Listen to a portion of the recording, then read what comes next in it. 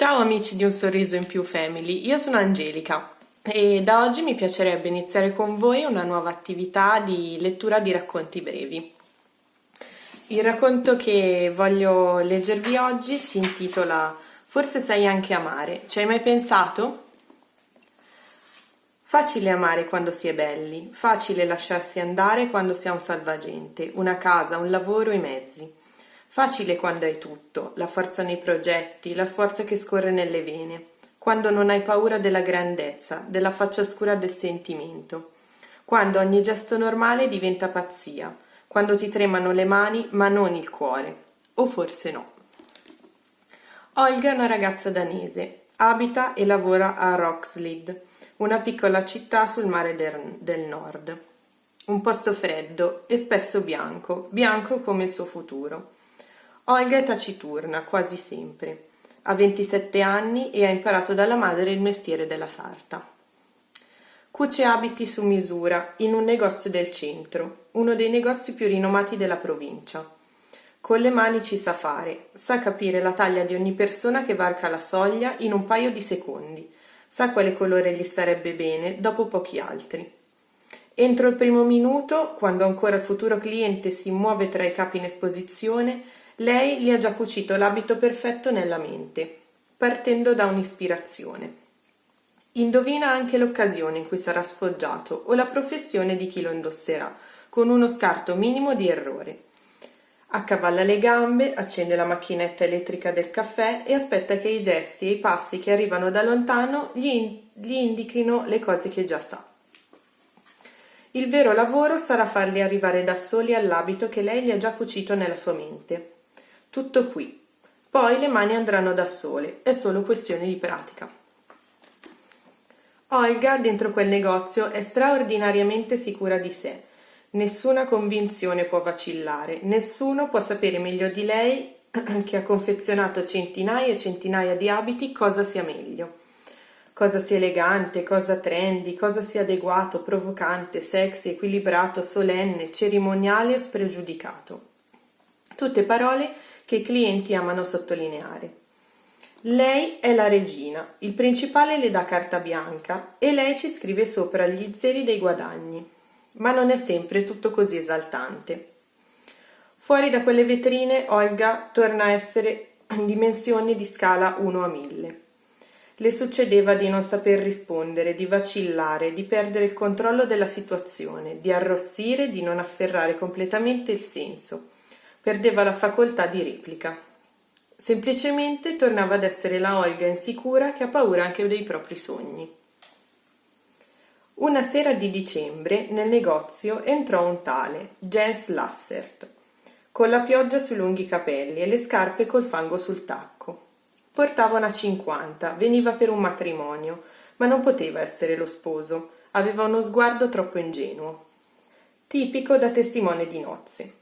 Avrebbe richiesto un Blue Piper a 2 bottoni, con lo spacco, completo di gilet plastron, in cui sarebbe stato evidentemente troppo vistoso e un po' stretto. Olga fece queste considerazioni accendendo la macchinetta del caffè. Sorrise. Avrebbe fatto un altro capolavoro. Fece un giro completo attorno all'uomo. Vedendolo da vicino si rese conto che era ancora un ragazzo. Non era trascurato come sembrava a prima vista. Barba curata, profumo e soprattutto era vestito bene. Abiti di qualità. Doveva essere un impiegato che preferiva comprarsi gli abiti anziché usare la divisa ufficiale. Si doveva essere così. Olga passò subito alla cravatta, il che sembrò senza senso a Jens. Non si comincia dalla fine. Ma lui non sapeva che lei le aveva già vestito nella testa. Mancava solo l'ultimo dettaglio. Quella sera Jens le commissionò il completo che aveva scelto, un abito grigio antracite con linee scure, decise e moderne. Bottoni in corno, 2 spacchi dietro e inserti luminosi a equilibrare il colore scuro.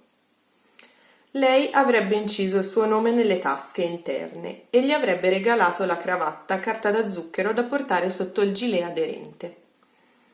Scarpe nere ovviamente, un po' a punta ma non troppo, morbide ma non troppo, lucide ma non troppo.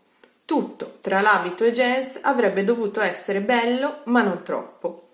Il matrimonio è il giorno degli sposi, non dei testimoni. Era andato tutto bene, come sempre, fino a che lui le disse: «Come ti chiami?» O forse dovrei dire piuttosto: «Chi sei?»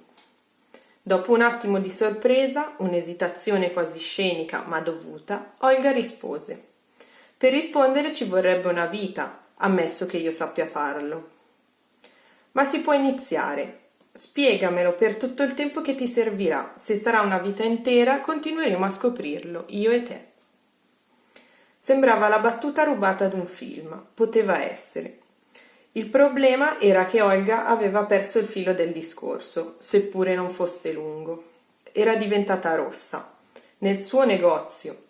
Si muoveva nervosamente e guardava altrove. Aveva dimenticato il modello delle scarpe. Semplicemente tornava ad essere la Olga insicura, che ha paura anche dei propri sogni.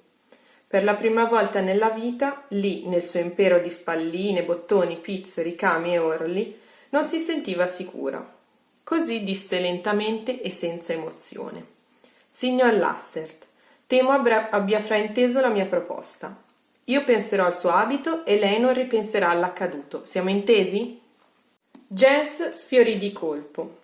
Si rimise il cappotto, ringraziò sommessamente e uscì come esce di scena un attore mediocre che si sente colpevole di una recita non gradita. Come aveva potuto essere così ardito? Proprio lui, che si era ripromesso di evitare le donne, i sentimenti e le sconosciute a maggior ragione. Dove aveva trovato il coraggio? Dovete sapere che il nostro Jens era un gran bravo ragazzo, dico sul serio, ma c'era qualcosa che lo separava dai suoi sogni, l'insicurezza. Era sempre stato il migliore e a scuola e anche nella scuola di calcio. Questo avrebbe dovuto solleticargli l'ego. I complimenti dei professori, le borse di studio a Londra, i 3 campionati studenteschi vinti di fila, le ragazze che nei dormitori lo guardavano con desiderio, il sostegno e l'affetto della famiglia, le frequentazioni al circolo letterario studentesco. Tutto questo affollava la vita di Jens, senza però riempirla mai. Aveva tutto e aveva niente, e questo perché non si vedeva com'era, non notava i progressi, le conquiste, non si bastava. Prima degli esami e davanti a qualsiasi scelta si sentiva inadeguato, provava paura a prescindere. Con le ragazze poi era timido, non proferiva verbo. Veniva usato da quelle che volevano soltanto il sesso. Funzionava così. Lui soffriva di mal d'amore dentro ad un ospedale pieno di infermiere che lo accudivano ma non lo curavano. Trascorsero 15 giorni e Jens tornò al negozio. Prima di entrare stavolta si fermò davanti alle vetrine nella speranza di guardare Olga senza che sapesse di essere osservata. Pazientò 10 minuti e lei comparve, vestita un vestito color pesca con volant, che sicuramente si era fatta da sola. Incantevole. Lui non era di nessuna, lei chissà. Cercò di mettere in croce un paio di frasi e delle risposte eventuali. Calcolava e misurava il loro futuro discorso. O meglio, tentava, perché alla testa non gli andava di funzionare. A metà frase cominciava a perdere il filo, andava su e giù, senza capacitarsi. Tanto che Olga, stufa di quel teatrino, abbandonò la macchinetta del caffè, uscì fuori e lo tolse dall'ennesima pioggia. Dentro quel negozio però le sorti si scambiavano. Jens tornava di colpo sicuro di sé. Sapeva cosa dire, come dirlo. Scorgeva ogni piccolo gesto, ogni particolare. Si sentiva protetto, sentiva che i sogni erano forti e sapeva che era lei, solo lei a dargli quella forza. Olga gli consegnò l'abito terminato. Lo indossò. Era stato fatto con amore. Lui non lo sapeva. Queste cose gli uomini non le capiscono. Solo certe donne dall'occhio attento, forse. Tu non mi hai vestito davvero. Come sarebbe? Non ti piace l'abito? Ribatte lei. È bellissimo. E allora? Tu non mi hai vestito il cuore, solo perché è complicato. Lo so, per chi ha paura le cose sono sempre complicate, irraggiungibili, insperate. Non aver paura, ti prego. Lui le aveva spogliato il cuore. Quel ragazzo parlava come da dentro un film. Era in confusione.